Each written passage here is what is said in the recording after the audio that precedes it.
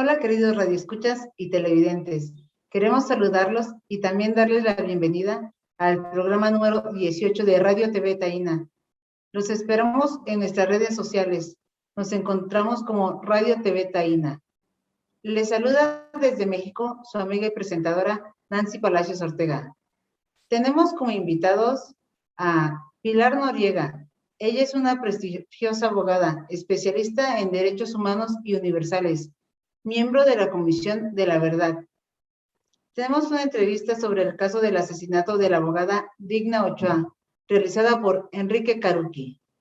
Está aquí con nosotros la compañera Pilar Noriega, la compañera que va a hablarnos sobre la compañera que fue asesinada, si no estoy mal, en el 2001. Pilar, por ahí me corrige si tengo algún error. Ya nos comentarás tú quién es Digna Ochoa y por qué es que fue asesinada y hasta dónde llegó el proceso que se llevó de investigación. Por favor, compañera Pilar, ¿nos podría informar acerca de esto? Mira, Digna Ochoa, a Digna la conocí en el Centro de Derechos Humanos Miguel Agustín Pro Juárez, más o menos en el 93, pero pues con Digna, con Víctor Brenes, con Mario Patrón, con Jorge Fernández Mendiburu, pues sus temas eran esencialmente pues la defensa de los derechos humanos y en específico cuando detuvieron al grupo que nosotros llamábamos los presuntos zapatistas, con José Lavanderos también me invitaron a colaborar en la defensa de este grupo. Y así fue como entré más en contacto con Digna, nos hicimos amigas. Digna en esa época era monja. ¿Qué tanta cercanía tenías con Digna por la cuestión de los casos que llevaban? Y si conoces, qué detonó, qué sucesos se dieron que detonó el hecho que terminó trágicamente en el asesinato de Digna? Bueno, ¿qué lo detonó? Pues no te podría yo decir. Lo que sí es un hecho que desde 1996 la Corte Interamericana en su sentencia hace notar que Digna tenía años recibiendo amenazas.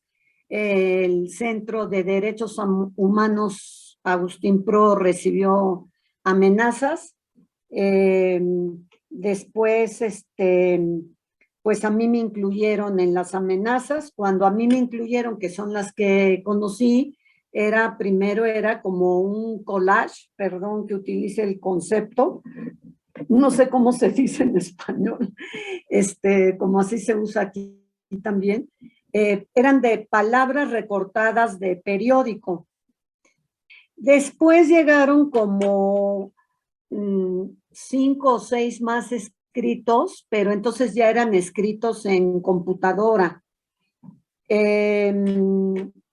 Y bueno, pues denunciamos, ¿no?, ante la Procuraduría esas amenazas. De hecho, la Comisión de Derechos Humanos del Distrito Federal emitió una recomendación general para una adecuada procuración de justicia.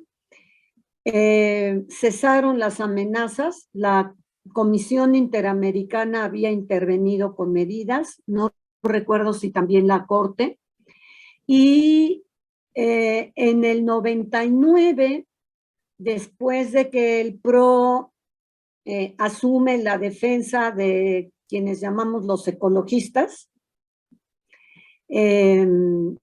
ellos en específico, Digna era la representante común, asumieron el caso. Ellos pertenecían a la Asociación Ecologista, no sé cómo se llama, pero es de la Sierra de Petatlán. Ellos habían sido detenidos por el ejército, torturados por el ejército, los hicieron firmar una declaración y ya después lo pusieron a disposición de las autoridades civiles, cosa totalmente ilegal.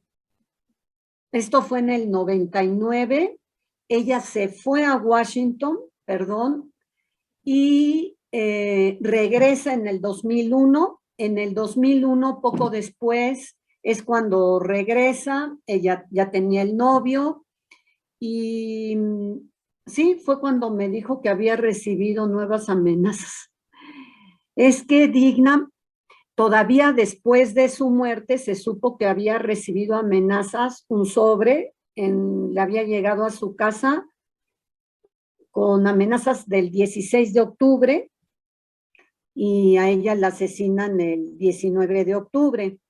Digna, para esas fechas ya se había separado del PRO, estaba a principios de octubre, ella había hecho un viaje a la Sierra de Petatlán para ofrecer a los ecologistas un apoyo, y a la zona, pues trabajar con proyectos productivos. A mediados de octubre o a principios de octubre, yo le digo que Emilio Álvarez y Casa, que había sido electo, nombrado por el Congreso, la Asamblea Legislativa del Distrito Federal, presidente de la Comisión de Derechos Humanos del Distrito Federal, me invitó a participar con él como primera visitadora, y a Digna le pedí que entonces llevara los casos que yo dejaba pendientes, y fue cuando Digna, al momento que la asesinaron, Digna tenía como 15 días de que yo le había dado las llaves, ¿no? Ok, Pilar, ¿tú crees, por qué hubo un encubrimiento hacia el caso del asesinato de Digna Ochoa? Los casos que se llevaban eran casos de presos políticos.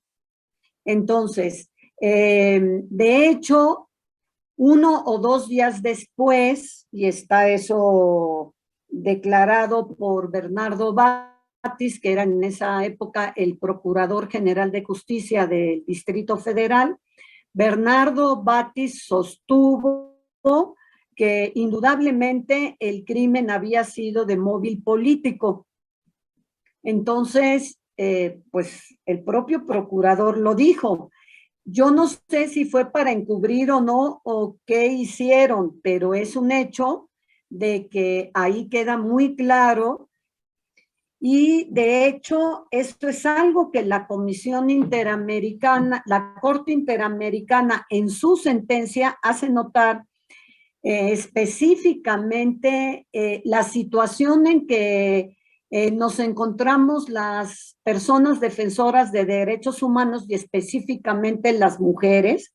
Y en el caso de Digna dice que pues se concentró la averiguación previa en Digna y su forma de ser, pero no se analizó el contexto. Entonces dice que se tendría, así dice, que analizar las particularidades como la situación política, económica, social. Eso lo dice la Corte, ¿no? O sea, este tipo de complejidades. Y además, sobre todo, tomar en cuenta su género, ¿no? El de Digna. Y eso fue lo que en ningún momento se analizó. La misma Corte dice que hubo irregularidades en la recabación de las pruebas, en cómo hubo problemas en la custodia de los objetos que se encontraron, en las periciales que se realizaron, que hubo contradicciones. Es decir, que es el Estado el que tiene que investigar qué fue lo que pasó, no nosotras, ¿no? Pero lo que sí se tiene que investigar, porque lo dijo el mismo Bernardo Batis, aunque después se hayan retractado, que sin lugar a duda era un móvil político. Entonces, cuáles eran los intereses que Digna estaba tocando en ese momento, ¿no? Que había regresado de la sierra de Petatlán. Yo creo que vamos a seguir charlando contigo en otro momento para seguir agregando elementos a este caso. Y bueno, pues nada más que agradecerte por parte de Radio TV Taína el que hayas podido colaborar con nosotros y con este proyecto de solidario con el hermano pueblo de Puerto Rico que está luchando por la independencia. Por supuesto. Un saludo a todas las personas que están escuchando, a los boricuas, ¿no? Que muy cercana he estado yo con el independentismo puertorriqueño. Pues muchas gracias, Pilar, por tu colaboración. Y a Radio Taína, ¿no? Gracias, se te agradece, Pilar. Muchas gracias Pilar Noriega. Gracias. Agradezco a Pilar Noriega por su entrevista. Contamos con la presencia del antropólogo Rodrigo Lucena. Él es analista político y es ex consejero político de la Embajada de Venezuela en México. Antropólogo Lucena, este 5 de marzo el comandante Hugo Chávez Frías cumplirá 9 años de su fallecimiento. ¿Qué balance se puede hacer sobre la revolución bolivariana en estos 9 años de su desaparición? Bueno, Nancy, antes de responder tu pregunta, les extiendo un fraternal saludo a la audiencia de Radio TV Taína en este programa. Sí, ciertamente este 5 de marzo el comandante Hugo Chávez Frías cumple 9 años de su siembra, 9 años de su desaparición física. En estos 9 años, restándoselo a los 23 que lleva el proceso de transformación de Venezuela, podemos decir que Venezuela, desde el punto de vista sociopolítico y político-económico, está viviendo un estancamiento y una desviación en su realidad. Desde el punto de vista sociopolítico, un estancamiento porque la política de democracia directa ha dejado de funcionar. Una política que conllevaba pues a la creación del poder popular, es decir, la participación del pueblo en las decisiones del rumbo que como sentido histórico de desarrollo nacional podía vivir la nación venezolana. Esto quedó tronchado, ya no hay dicha participación. Esta participación se ha transformado por por eventos episódicos donde participa el pueblo como un clientelismo y un acarreado en momentos episódicos que vive el país políticamente. Pero en las decisiones fundamentales del destino de la nación ya no hay esa participación. Lo decíamos en la anterior participación de Radio TV Taína, de que la construcción de las nuevas instituciones del Estado no existe. ¿Por qué no existe una participación del pueblo? En este caso se nos deja ver esto de que gobierno y Estado es la misma cosa. Primero, al no haber la no participación del pueblo, no puede haber la construcción de esas nuevas instituciones. Cuando el comandante Hugo Chávez vivía, pues se había planteado la nueva geometría del poder. La nueva geometría del poder para mí era la política, digamos, más radical y profunda que tenía este proceso de transformación para la sociedad venezolana. Transformación de toda su estructura social, política y económica, donde de las partes estratégicas de la economía nacional el Estado se encargaba como carácter para impulsar el desarrollo nacional. Y había la otra parte que era la de sentido histórico, que descansaba y reposa en la memoria histórica del pueblo, que era cómo el pueblo recuperar su memoria histórica de acuerdo a la vocación socioeconómica de las diferentes regiones del país. Regiones que habían sido transformadas, pero castradas por la invasión petrolera de los grandes monopolios de estas compañías transnacionales. Bueno, esto ya no se dio, ya no surtió efecto. Y el estancamiento y la desviación económica política se está dando porque el gobierno hoy busca alianzas con los viejos sectores de la burguesía venezolana, en vez de buscar, digamos, en la capacidad creadora y potencial que tiene el músculo del pueblo venezolano, lo desecha y busca a la vieja burguesía en una alianza económica política.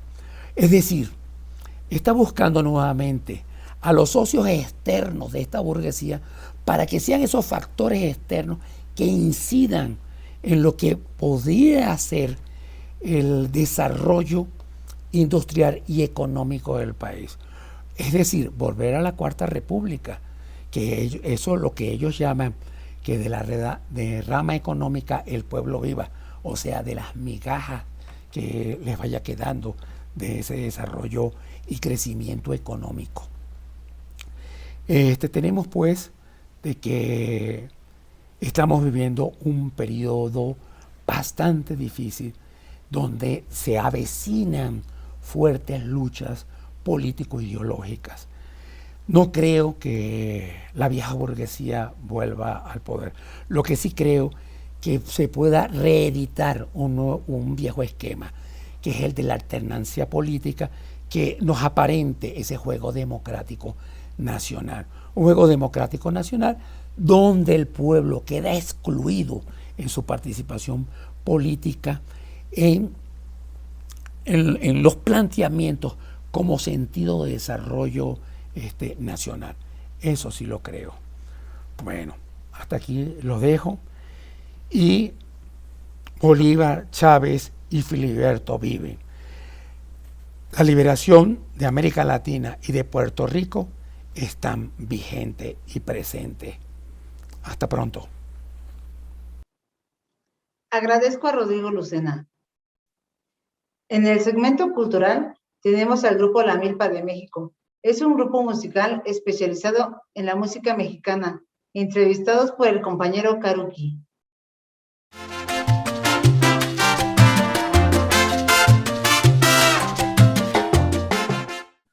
Buenas noches, amigos. Estamos aquí con el buen amigo Rafa del grupo La Milpa de México. Es la segunda vez que colabora con el proyecto de TV Taína.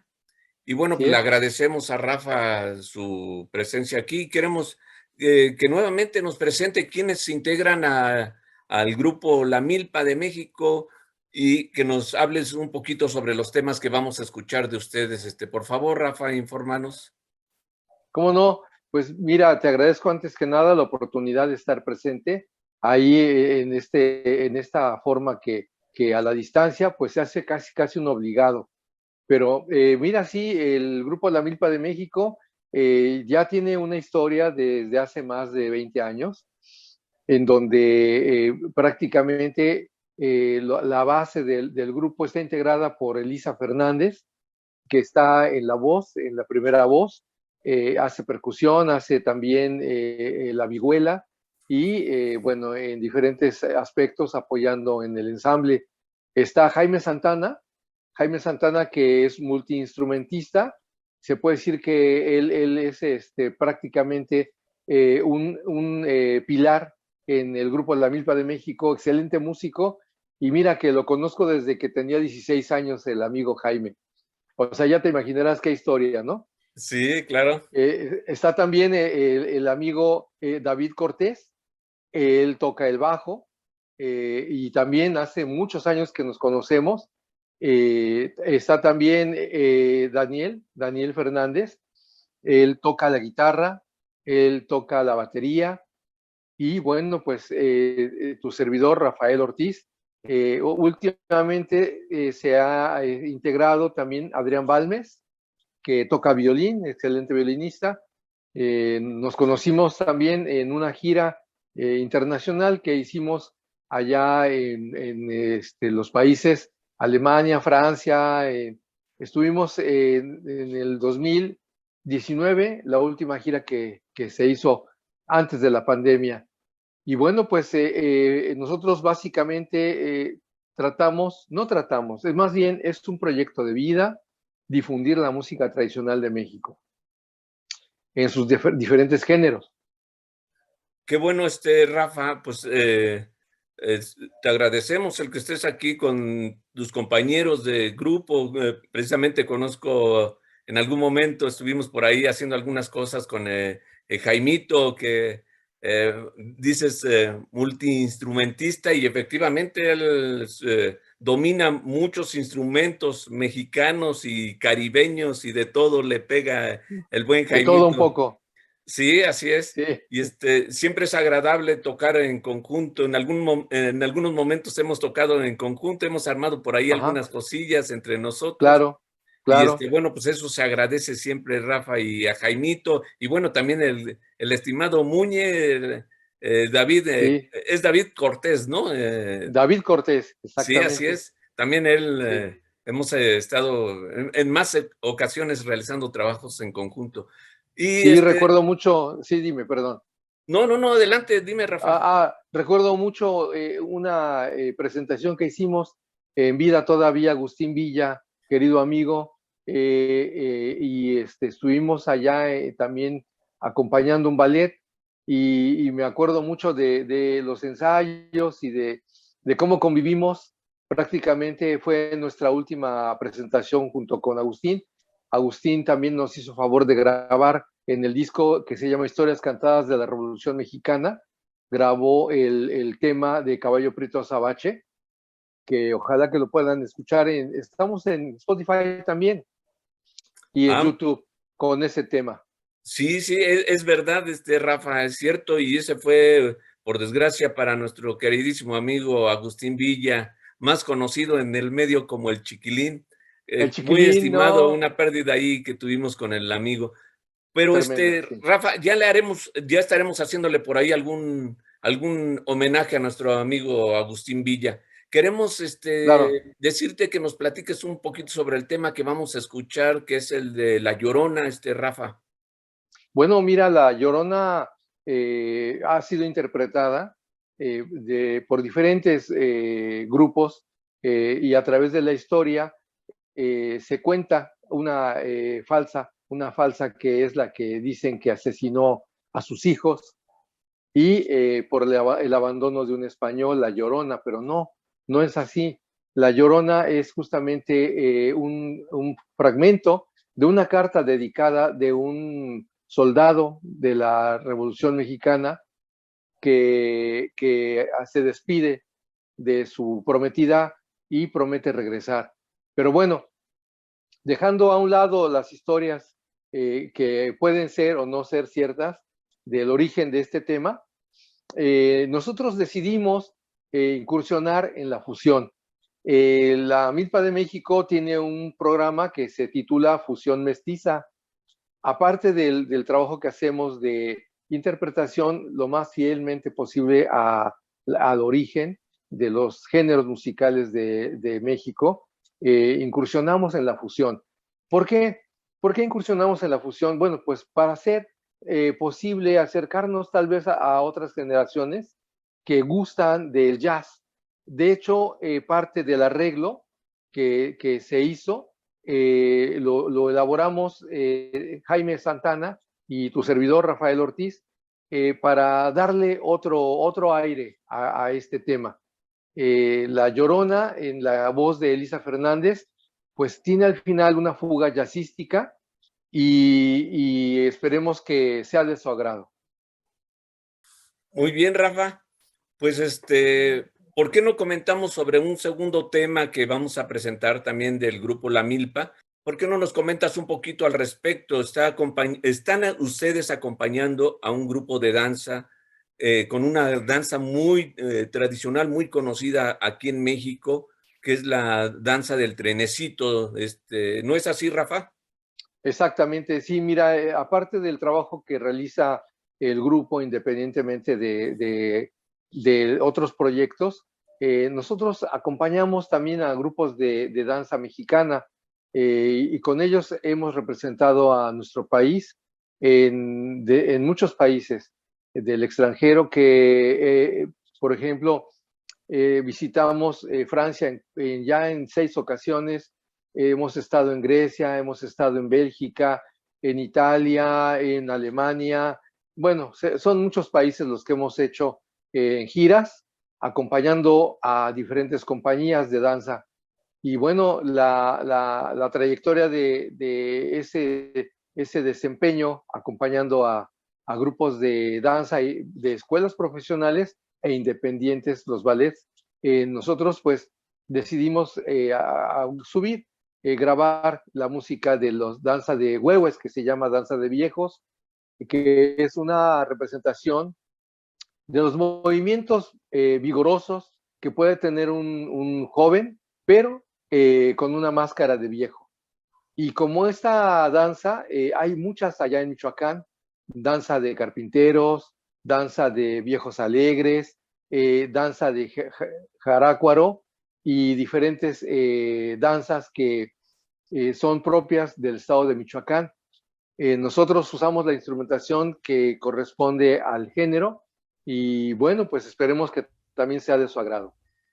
Muy bien, pues te agradecemos, Rafa, el que nos hayan podido mostrar algo de su trabajo que realizan y esperemos volver a hacer algunos ensayos como los que hicimos en algún momento en la música mexicana. Ojalá y haya oportunidad de que nos podamos volver a reunir. Y agradeciéndote, Rafa, y a toda la gente de tu grupo, a tu compañera Elisa, claro que sí, hermosa voz, hermosa voz, Rafa. hermosa mujer. Bueno, eso ya lo dices tú, pero no. Claro. Mi estimado Rafa, te sacaste la lotería por ahí. Pero claro. Un saludo a Elisa, a todos los compañeros del grupo, al Jaimito, al Muñe y a tus demás compañeros. Te agradecemos el que nos hayas permitido entrevistarte y mostrarnos parte de su trabajo de la Milpa de México, Rafa. Y agradeciéndote a ti tu colaboración. Gracias y un abrazo a todos por allá.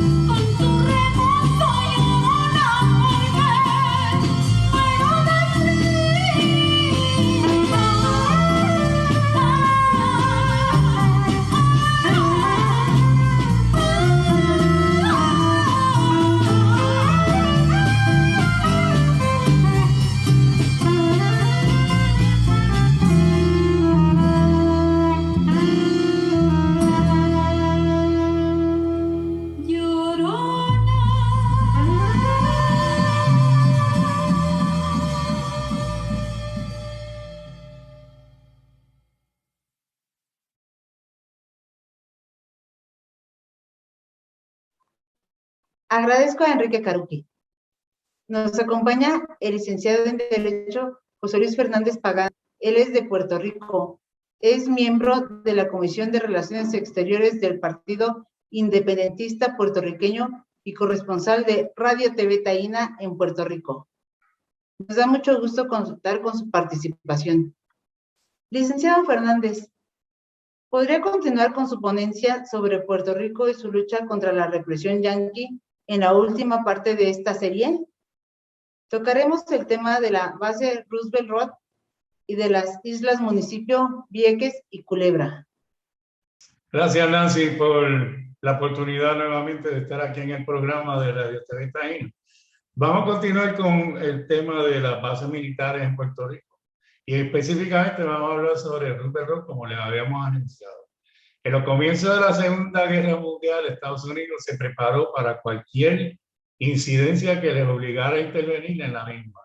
En la base de Roosevelt Road se construyeron facilidades que incluyeron 3 puertos que podían albergar cualquier tipo de barco militar, incluso portaaviones y submarinos atómicos, un muelle seco para la reparación de barcos y otras naves, y una base aérea con su aeropuerto cuya pista es de las más largas de toda la América Latina. En su momento, Roosevelt Road fue la estación naval más grande que los Estados Unidos tuvo en el mundo fuera del territorio continental de Norteamérica. Además de los asuntos militares, desde esta estación naval se controló un establecimiento industrial capaz en tiempos de guerra de apoyar el 60% de la flota estadounidense en el Atlántico. En este complejo militar se incluyó 2 islas municipios vecinas de la costa este de Puerto Rico, que fueron Vieques y Culebra. En estas 2 islas la Marina estableció polígonos de tiro y otras instalaciones, por lo que en ambas la población civil quedó arrinconada por las áreas de actividades militares estadounidenses que incluían, además de bombardeos aéreos, prácticas de operaciones navales, desembarcos y anfibios de barcos de todas partes del hemisferio del norte, particularmente de la OTAN. Estas operaciones le generaban 80 millones anuales al Pentágono de los Estados Unidos. Para lograr su objetivo, la Marina expropió 27,000 acres de terreno de los 31,000 que poseía la isla municipio de Vieques, tierras que hasta ese momento eran agrícolas. Además, los militares establecieron un área de práctica de tiro y otra de almacenamiento de armas y municiones. Las expropiaciones y las operaciones navales provocaron una creciente emigración de viequenses hacia la isla Grande de Puerto Rico y hacia las Islas Vírgenes Americanas. Las instalaciones de la Marina en Vieques también fueron desde 1948 utilizadas intensamente para prácticas, como ya les habíamos dicho, de bombardeo y desembarcos anfibios. Desde 1939 la Marina estadounidense utilizó gran parte de la isla de Culebra, particularmente en el área de la playa de Flamenco, como polígono de tiro para la práctica de esos bombarderos costeros y análisis de los resultados del lanzamiento de proyectiles. Esta actividad estaba coordinada desde la Estación Naval de Ceiba. Ok, Nancy, con relación a Vieques y Culebra, a pesar de la ocupación militar que había en estas 2 islas municipios, desde el principio del siglo XX, había comenzado la lucha de puertorriqueños contra la Armada estadounidense. Esas actividades de oposición a la Marina duraron décadas en Culebra, hasta que la resistencia pacífica, la desobediencia civil, encabezada por el Partido Independentista Puertorriqueño y la gestión gubernamental acabaron con la misma en la década de los 70. En 1975 las actividades militares fueron trasladadas de Culebra a Vieques. En esta última fue la lucha más fuerte desde el principio, pues en 1915 allí se produjo una revuelta de obreros de la caña de azúcar contra los militares. El saldo fue que la policía militar atacó y disparó contra los manifestantes, provocando la muerte de algunos. La resistencia y lucha contra la Marina continuó por décadas y la oposición fue intensificándose y cobrando fuerza a tal punto que a lo largo de los años se produjo una serie de importantes enfrentamientos entre civiles y militares. En febrero de 1978, los viequenses y otros puertorriqueños lograron paralizar las prácticas militares y navales al interrumpirlas con lanchas de pescar. En mayo de 1979, alrededor de 300 personas participaron en un servicio ecuménico y de reforestación dirigido por el obispo Monseñor Antulio Parrilla en una playa de Vieques ocupada por la Marina. La actividad fue interrumpida por cientos de militares, quienes arrestaron a 21 manifestantes, de los cuales 2 eran pescadores y eran viequenses. 13 de esas personas fueron encarceladas en prisiones de la Florida. A poco tiempo, uno de ellos fue asesinado en su celda. La lucha antimilitarista continuó en los años siguientes con alzas y bajas hasta que el 19 de abril de 1999 se produjo un incidente que detonó aquel conflicto de forma jamás esperada. Ese día, un guardia de seguridad civil que trabajaba en un puesto de observación en el campamento García, el guardia se llamaba David Sáenz Rodríguez, en medio de una práctica de bombardeo aéreo, murió víctima de una bomba, impactó equivocadamente el lugar o la estación donde estaba Sáenz. La muerte de Sáenz avivó nuevamente la polémica y desató nuevos episodios de la lucha a la que se fueron sumando amplios sectores del pueblo que organizaron un poderoso movimiento bajo el lema de todo Puerto Rico por Vieques. Finalmente, el 1 de mayo del 2003, 28 años después de la Marina salir de Culebra, la Marina más poderosa del mundo finalizó definitivamente sus actividades en Vieques. 2 años más tarde, en el 2005, también cesaron todas las operaciones de la base militar de Rupert Road.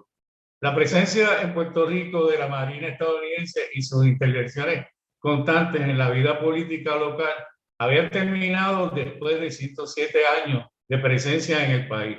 Eso no representó que la presencia militar estadounidense o que el dominio político de la metrópoli habría de concluir con aquellas acciones. Este enorme aparato militar tuvo como objetivo no solo mantener el control absoluto sobre Puerto Rico, sino además asegurar los intereses de Estados Unidos en la región. Junto a otras iniciativas no militares, esta militarización de forma directa o indirecta ha ido moldeando el carácter de la gente aquí en el país, pues la influencia militar la encontramos en una multiplicidad de aspectos de nuestra vida cotidiana. Los efectos emocionales, psicológicos, de salud y de hasta políticos de toda esta situación han sido profundos en el pueblo de Puerto Rico. Sin embargo, a principios del siglo XXI, podemos decir que aunque la gente del país se ha transformado y de que no es igual a la de los años 1900, guarda la mayoría de los puertorriqueños su esencia. En el fondo, el país sigue siendo y sintiéndose orgullosamente puertorriqueño. En ese sentido, el gran operativo estadounidense, NASI, ese operativo sobre Puerto Rico y su gente durante todo un siglo no surtió el efecto deseado por la metrópoli. Gracias, Nancy. Agradezco al licenciado Fernández Pagán. Tenemos una cápsula sobre el conflicto Ucrania-Rusia, del autor Ramón O'Neill Santos. Gracias por este espacio que ahora nos ocupa, señoras y señores, el conflicto que nos tiene con el alma en un hilo a todo el mundo, que nos tiene con el rosario en la mano y con la veladora de San Judas Tadeo en la otra, pidiendo por favor, no a la guerra. Y ese debe ser el grito de todos en este momento. Y bueno, señores, me toca compartir un documento del profesor Ramón O'Neill Santos. Y bueno, pues vamos a compartirlo este día aquí en Radio Taína con nuestros amigos de Radio Taina. Y esto es directamente de Al Son de la Palabra, señores, una participación así, de amigos, porque así debe ser. Y bueno, vamos a empezar, señores, con esto, que dice así, fíjense. ¡Qué jodón ese Vladimir Putin! Parece que estudió a profundidad las tácticas de la política gringa. Ya reconoció a las dos nuevas repúblicas que se desprendieron de Ucrania, las cuales solo dominan un 30% de sus respectivos territorios, y dejó en el limbo la definición de las fronteras. Pero ya dejó saber que en un futuro, si no hay acuerdo político, puede recurrir a las armas para extender los actuales territorios de esas repúblicas, de manera gangsteril, como lo ha hecho en toda la historia Estados Unidos, de esa misma manera.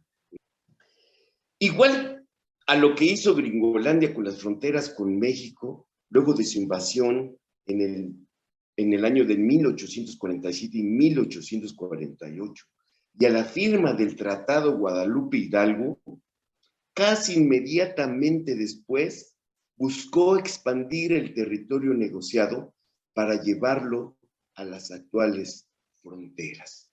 O sea que un robo en despoblado que le hicieron aquí al pueblo mexicano. La gran diferencia estriba en que el territorio de esas nuevas repúblicas es un pellizco de ñaco, como dicen allá los boricuas, un pellizco de ñaco.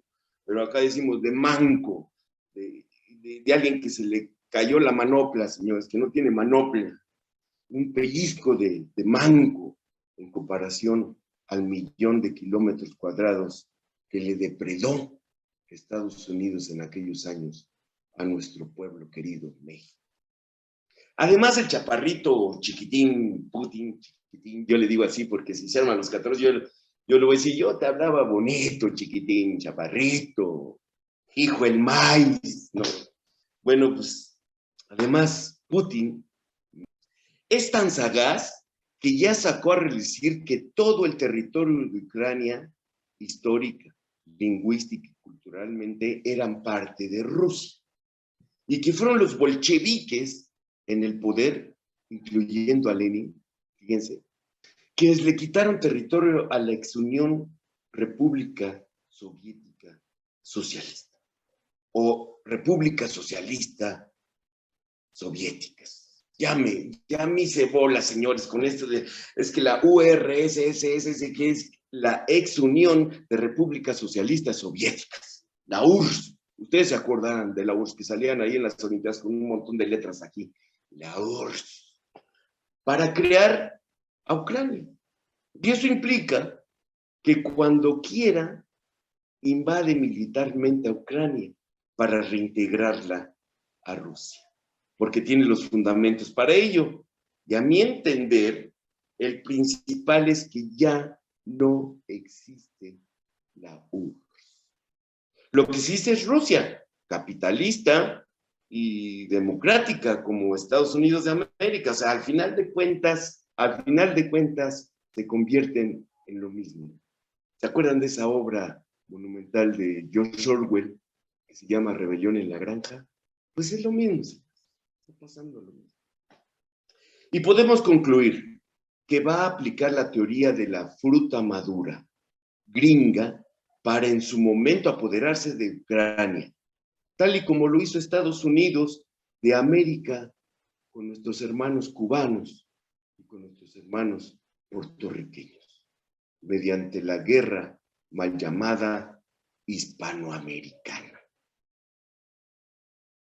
Amigos distinguidos, como les adelanté, el señor Putin es un especialista en la historia de la política exterior de los Estados Unidos de América y le gusta emularla. Este es un ejemplo de eso. Previo al respaldo militar a las provincias separatistas de Ucrania, sentó las bases legales para ello, reconociéndolas como repúblicas independientes.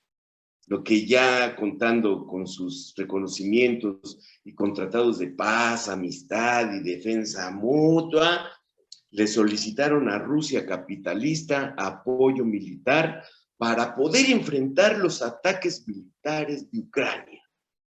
Lo que acto seguido hizo Rusia, que mucho parecido tiene esta situación con la de Texas independiente, el reconocimiento de su independencia por Estados Unidos de América y la posterior guerra depredadora contra México. Pero donde está el detalle principal es en las expresiones de Putin, de que no va a permitir que la seguridad de Rusia peligre con la expansión de la OTAN. Y eso lo comprendemos. En exterritorios de la ex-URSS, lo que equivale a la guerra preventiva que aplicó Estados Unidos de América en contra de Irak y Afganistán, por mencionar algunos. Y eso implica que Rusia puede atacar e invadir a Ucrania bajo ese motivo, siguiendo el modelo establecido por los gringos.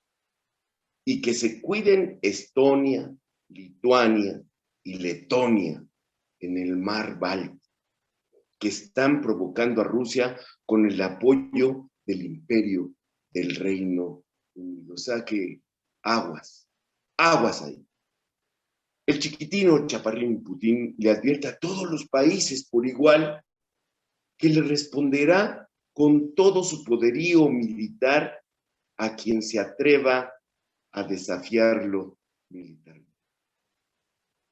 Y como el Chapulín Colorado, el Putin lo tiene todo fríamente calculado. No le importan las sanciones económicas de Estados Unidos de América y de los países europeos asociados con su tutor, porque el precio del petróleo se disparó, está por las nubes. Con la venta de su petróleo se recupera de las sanciones. Europa, aunque quiera, no va a romper comercialmente con Rusia porque depende de su gas y su petróleo. Y están en mero invierno, así que no pueden. Ahorita no pueden. Rusia paró en seco los planes gringos de controlar el Medio Oriente y parte de Asia Central, apoyando a Siria. Ahora lo hace con el centro de Europa Oriental. Pero como el chaparrito no da paso sin guarache, primero hizo la alianza con la República Islámica de Irán y con la República Popular de China. ¡Ay, nanita! Y de ñapa, o de pilón, ¿no? O como decimos acá en México, de pilón, adelantó que puede establecer bases militares en Cuba y en Venezuela, con la anuencia de estos asediados estados. Cualquiera diría lo que puede acontecer en un nuevo destino manifiesto. Es lo que nos pone a todos a temblar, señoras y señores. Todo esto es lo que nos pone a todos a temblar. No se puede olvidar que unos sectores importantes de los ucranianos se unieron a Hitler para atacar a la ex-URSS.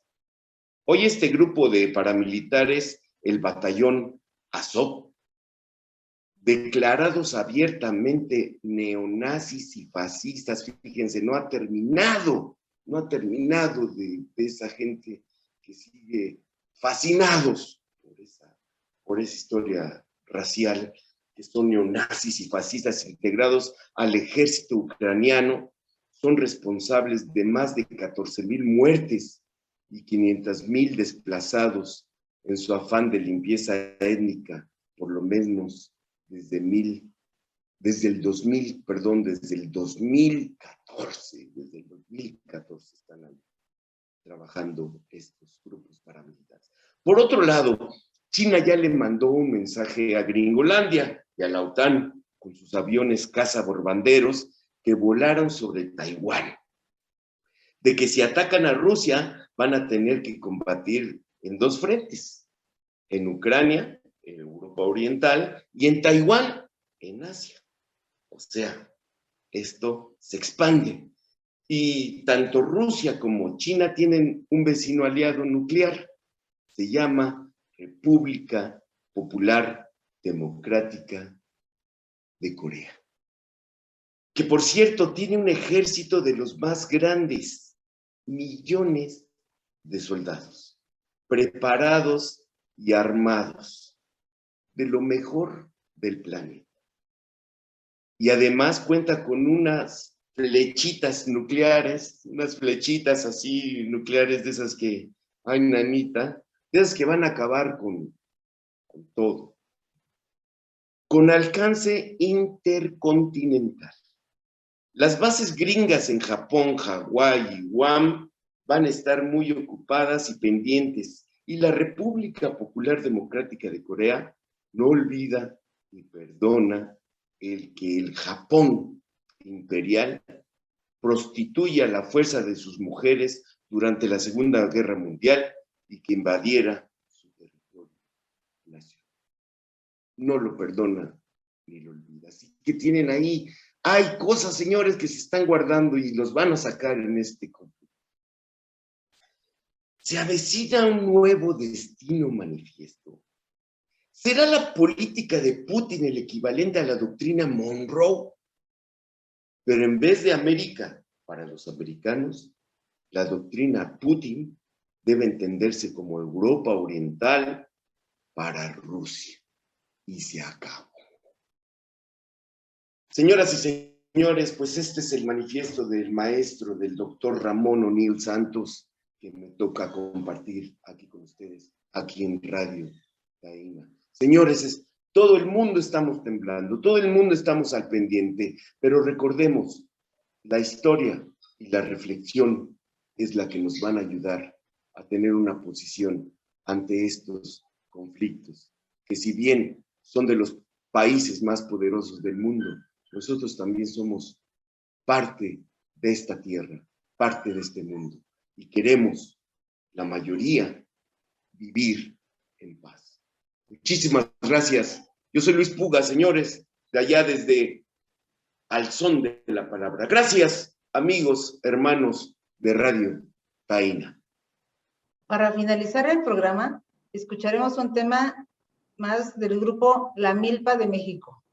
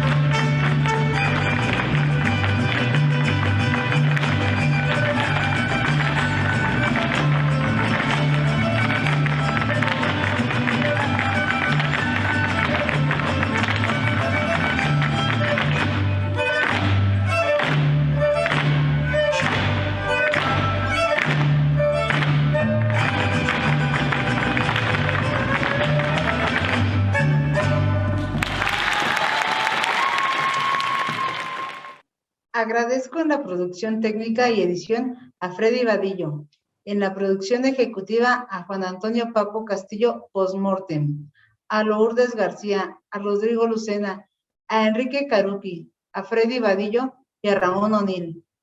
En el diseño gráfico a Anita Avilés. También queremos saludarlos y agradecer a aquellas personas que nos siguen en las redes sociales y nos ven en el estreno de cada uno de nuestros programas. Me gustaría invitarlos a comunicarse con nosotros a los siguientes números telefónicos. Que pasen excelente día. Se despide de ustedes su amiga Nancy Palacios Ortega.